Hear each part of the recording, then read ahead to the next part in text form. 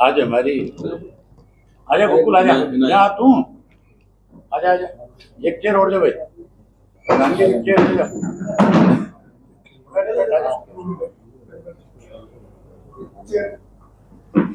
आज हमने अपने डिस्ट्रिक्ट के कार्यकर्ताओं की सुरक्षा की मीटिंग बुलाई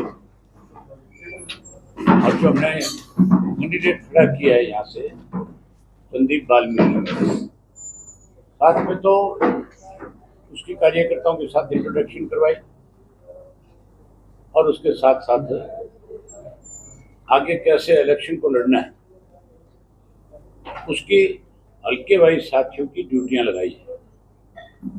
जहां हमारा हल्का का अध्यक्ष और हल्का का इंचार्ज दोनों मिलकर के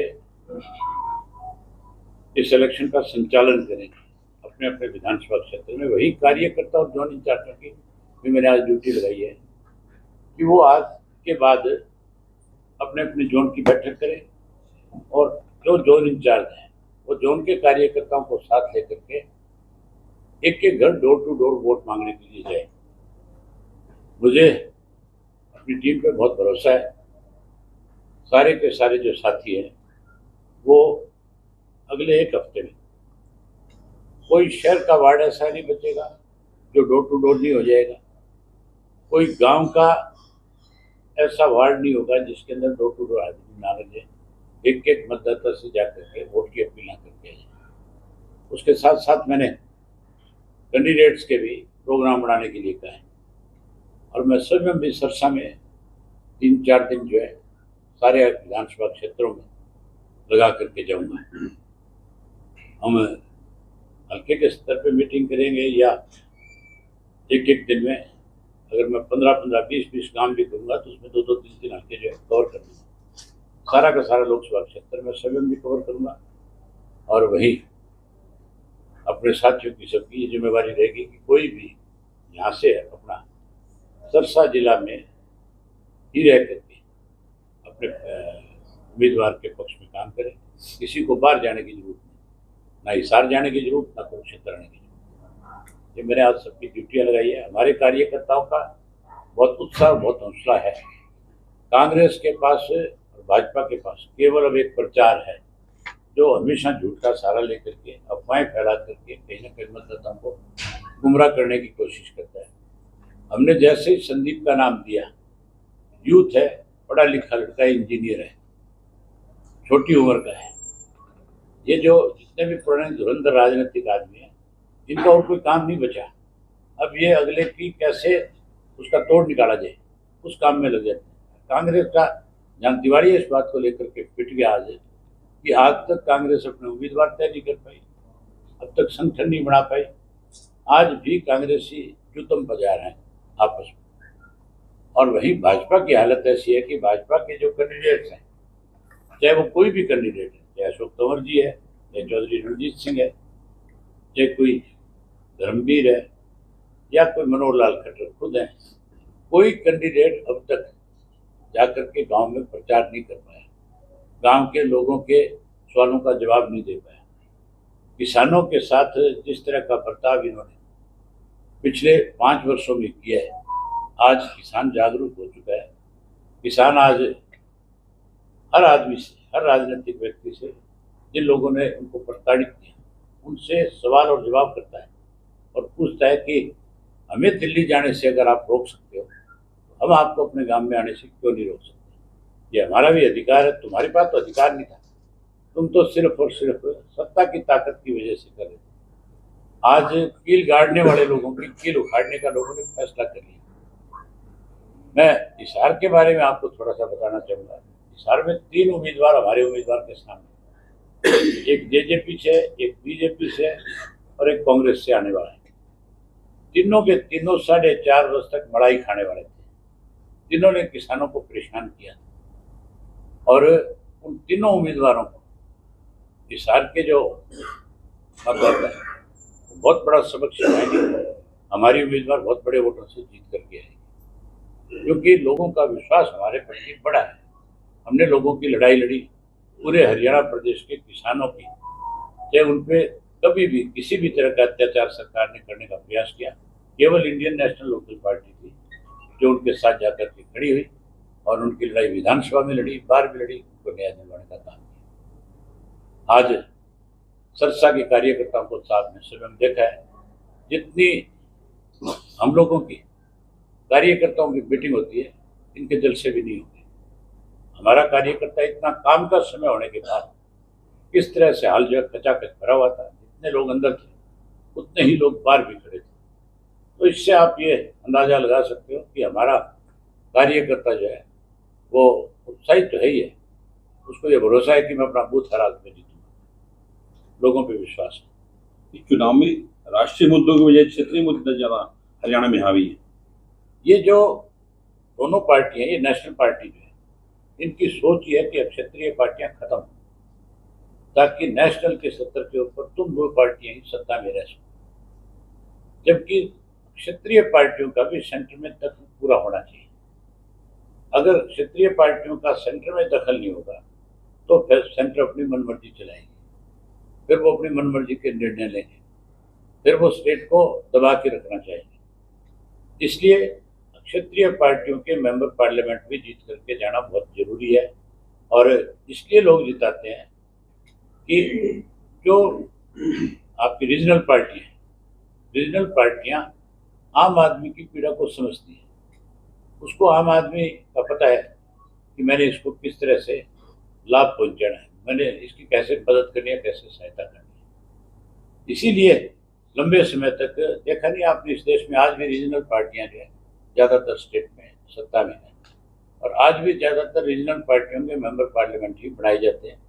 अगर बीजेपी और कांग्रेस जो है ये दोनों ये कहती है कि हम नेशनल पार्टी हैं, तो फिर ये रीजनल पार्टियों का सहारा क्यों लेती है? इनको छोड़ देना चाहिए, फिर इनको अकेले अपने दम पे लड़ना चाहिए।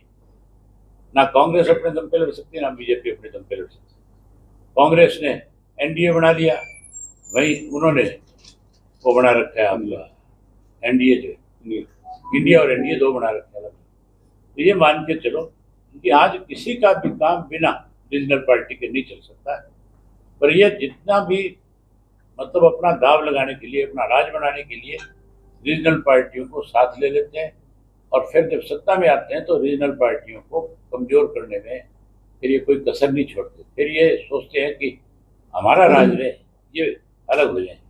आपको कुरुक्षेत्र के रण में क्या माहौल दिख रहा है? तुम आओ आकर के देखो, मेरे सामने जो लड़ने वाले हैं वहाँ लोगों में एक सीधा मैसेज है, दोनों बड़े सेठ हैं और दोनों हवाई जहाज और हेलीकॉप्टर में चलने वाले हैं। एक पल्लेदार बन रहा है और एक मजदूर बन के गेहूँ काटने का काम कर रहे हैं। आप इससे अंदाजा लगा सकते हो कि उनकी हालत क्या होगी। अच्छा, कभी चाय बनाते हैं, कभी गेहूँ काटते हैं, कभी पल्लेदारी करते हैं, नौटंकी कर रहे हैं। इस नौटंकी से वोट नहीं मिलता, वोट विश्वास का होता है। वहाँ के लोगों का मेरे ऊपर बहुत बड़ा विश्वास है, मैंने उनकी बहुत लड़ाई लड़ी है, और वहाँ तो सीधा जमींदार और मालदार की लड़ाई है। अभी फिलहाल इन्होंने 6 टिकटें लॉन्च की है, 4 अभी बाकी है, वो कब तक होंगी? दो तो एक दो दिन में ही कर देंगे और दो थोड़ी सी और रुकेंगे। ऑल ओवर हरियाणा में किस तरह देखते हैं? नहीं, अकाली हमारी मदद करेंगे, हम उनकी मदद करेंगे। ऑल ओवर हरियाणा में क्या हो गया था परसों कि वो हमारी मदद करेंगे, हम उनकी मदद। ऑल ओवर हरियाणा में किस तरह देखते हैं 10 सीटों पे? ये जो दोनों पार्टियां हैं इनकी हालत देखने लायक होगी। जो कहते थे हम 10 की 10 जीतने में सक्षम है, वो तो टिकट ही अनाउंस नहीं कर पा रहे बेचारे, उनकी तो हालत बहुत खराब है। भाजपा वालों को कोई बता दो किसी काम में बढ़ नहीं देता है। जब वोट मांगने जाते हैं, तुम सरसा के सारे साथी हो यहाँ पे। अशोक तंवर जो है कहीं वोट मांगने गए हैं, विरोध बात नहीं हुआ है, हुआ ना विरोध? किस बात का विरोध है बताओ? अशोक तंवर का विरोध नहीं है, ये भारतीय जनता पार्टी के फैसलों का विरोध है, बीजेपी का विरोध है। अशोक तंवर तो पहले भी यही घूमता था, तब तो इसका कोई विरोध नहीं करते थे। मुझे कई शादियों में मिला है, कई फंक्शनों में मिला है, कहीं विरोध नहीं। लेकिन जैसे ही भाजपा का पटका पहन, साथ के साथ विरोध का सामना करना पड़ा। इंडियन नेशनल लोकदल पार्टी का पटका पहन लेता तो लोग स्वागत करते, फूलमाला ही पहना। आप नॉमिनेशन कब तक करेंगे? मैं 1 तारीख को। सर, हरियाणा के अंदर जेजेपी और बीजेपी का गठबंधन था, लेकिन अब पिछले कुछ महीनों से एक दूसरे पर लांछन लगा रहे हैं।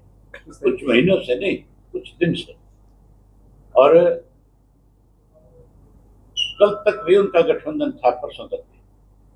अगर गठबंधन ना रहता तो उनके बनाए हुए चेयरमैन पहले हटा दिए जाते, उनके लगाए हुए वकील जो थे सरकारी वो पहले हटा लिए जाते।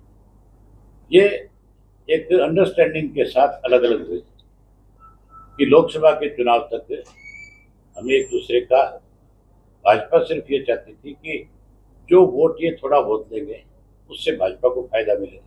लेकिन अब लोगों को इनका सारी चीजों का सामने आ गया, असलियत का पता लग गया कि आज भी ये एक दूसरे के साथ मिले हुए, आज भी एक दूसरे की मदद कर रहे हैं। मुख्यमंत्री घपले और घोटालों की जांच की बात करने लगे कल से कि अगर शिकायत आई तो 4.5 वर्ष तक मुख्यमंत्री के सामने हमने लगातार धान घोटाला, शराब घोटाला, रजिस्ट्री घोटाला, सरकारी दवाइयों के खरीद का घोटाला, इवन उसके साथ साथ पब्लिक सर्विस कमीशन में पकड़े गए 3 करोड़ रुपए का जो मामला था, वो एसएस बोर्ड के अंदर एग्जाम देते हुए उसके कापियां बदलते हुए लोग पकड़े गए थे, वो एक घोटाला। उसके साथ साथ जॉब लगाने के नाम पे पैसे लिए जा रहे, वो पेपर घोटाला। अनेक घोटाले हमने सबूत के साथ विधानसभा में दिए। मुख्यमंत्री ये जो मनोहर लाल खट्टर जब मुख्यमंत्री था तब क्यों नहीं जांच कराई? आज सैनी कहता है मैं जांच कराऊंगा, तो फिर सैनी अखबार में स्टेटमेंट देने के बजाय पहले सार्वजनिक करे ना शराब घोटाला, सार्वजनिक करे धान घोटाला, सार्वजनिक करे रजिस्ट्री घोटाला। वो दम नहीं है, ये केवल अखबारों तक है। इनको भौंकने की आदत है, ये भौंकने में माहिर है। सिर्फ अखबारों में ये बात कहेंगे, जांच नहीं कराएंगे। जांच कराते तो मारे जाएंगे। खनन घोटाले की जांच कराई पिछले 10 साल की, अगर दम है नायब सैनी में, अपने आप को मुख्यमंत्री मानता है, मैं तो कहता हूँ डमी है, मुख्यमंत्री है ही नहीं। आज भी खुद ये बयान देता है मनोहर लाल खट्टर मुख्यमंत्री, तो मुख्यमंत्री कहाँ है? पिछले 10 साल का खनन का माफिया, अगर खनन घोटाले की जांच हो जाए तो ये मुख्यमंत्री खुद फंस जाएगा। इसके खिलाफ मेरे पास अनेक शिकायतें आई थी, आज भी कॉपियां पड़ी हैं। ये कहता है कोई लिखित में दे, मैं कल ही भेज देता हूँ, करा देगा जांच, पूछ लो उससे। इसके खुद के खिलाफ पंचायतों ने लिख के दिया कि हमारे गांव की मिट्टी खोद के खा गया थी। ये जब मंत्री था, सीपीएस इसको बनाया हुआ था, तब की बातें हैं। मैंने विधानसभा में इसके खिलाफ जांच की मांग करी थी। आपके हिसाब से चरणजीत चन्नी साबित होगा हरियाणा का? मैं छोटी बातें नहीं करता, मैं तो ये कहता हूँ जो लुटेरे हैं उनके खिलाफ कार्रवाई होनी चाहिए।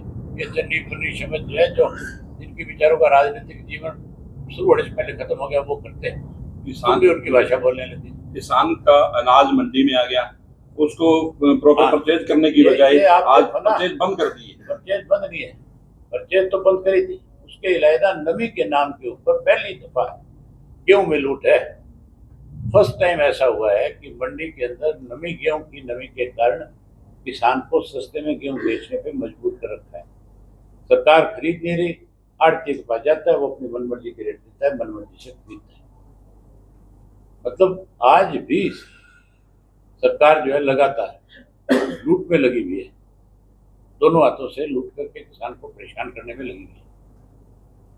यहाँ नहीं, 2 मंडियां बंद कर दी, डांड की मंडी जो बंद होगी, और डांड के साथ है आपकी कुंडरी की जो, वहाँ के किसान को कहा है भी सीधा अडानी के वहाँ ले जाकर के गेहूँ डाल दिया, उसके गोदाम जोड़ने में जो उसने वो बना रखे हैं सैलो जो है, और उसमें जब ले जाते हैं तो एक दिन 11,000 क्विंटल गेहूँ गई, 4800 क्विंटल गेहूँ वापस कर दी। ये नमी है इसमें। अगर मान लो मैं कोई ट्रैक्टर किराए पे करके लेके गया, मेरा 30 किलोमीटर दूर गाँव है मंडी से, और मैं उस ट्रैक्टर को लेके गया हूँ, पहली बात तो पूरी रात लाइन में लगना पड़ता है। लाइनें बहुत लंबी लंबी 10-10 किलोमीटर की, वहाँ खड़े हो जाओ। वहाँ खड़े होने के बाद नंबर आता है, नंबर आने के बाद कहते इसमें नमी है, वापिस ले जाओ। तो जो गरीब आदमी है, जिसके कोई 100 मन गेहूँ होगी मुश्किल से, वो तो ट्रैक्टर के भाड़े में ही गेहूँ बेच के आ जाएगा। भाजपा और कांग्रेस के जो पत्र सामने आए उनको कैसे देखते हैं आप? भाजपा और कांग्रेस के मैनिफेस्टो, बीजेपी ने अपने मैनिफेस्टो में कहीं किसान का जिक्र नहीं किया, कहीं एमएसपी का जिक्र नहीं किया, भाई ओपीसी का ओल्ड पेंशन स्कीम के बारे में कोई जिक्र नहीं है। यही हालत कांग्रेस की है। कांग्रेस पार्टी ने भी एमएसपी का जिक्र नहीं किया। राहुल गांधी ने बयान तो दिया है कि हम एमएसपी का कानून बनाए। ओल्ड पेंशन स्कीम के बारे में दोनों पार्टियां चिल्लाती है, ये कांग्रेस वाले बहुत चिल्लाए, लेकिन इन्होंने अपने मैनिफेस्टो में कहीं ये नहीं लिखा कि हमारी सेंटर में सरकार बनने के बाद हम ओल्ड पेंशन स्कीम को लागू कर देंगे। आज भी नहीं है। ये किसान विरोधी है, ये कर्मचारी विरोधी है, ये मजदूर वर्ग के विरोधी है। ये तो सिर्फ कैसे बड़े इंडस्ट्रीज को फायदा मिल सके उसके ऊपर सोचते हैं। जिस तरह से प्रधानमंत्री नरेंद्र मोदी ने कांग्रेस के मैनिफेस्टो पे सवाल उठाए कि प्रॉपर्टियों के सर्वे करेंगे, आपके मंगलसूत्र इकट्ठे करेंगे, जिनके बच्चों को ये सिर्फ और सिर्फ फ्लाउट है प्रधानमंत्री जी। ये मुसलमान को अलग थलग करना चाहते हैं। हिंदू और मुस्लिम के नाम पे चुनाव को जीतने का प्रयास है, नहीं जीत पाएंगे। 102 सीट की जो अब तक जो वोटिंग हुई है, जो रिपोर्ट इनके पास गई है, उससे इनको साफ और स्पष्ट बता दिया गया कि तुम 200 से भी कम में जाने वाले। तब ये नया कार्ड निकाल करके ले आए, तब ये मंगलसूत्र की बात करी है। मोदी जी को मंगलसूत्र की बात नहीं करनी चाहिए, ये उनके मुंह से शोभा नहीं देता। जो खुद मंगलसूत्र की लाज नहीं रख पाए, वो किसी के मंगलसूत्र की बात नहीं करते।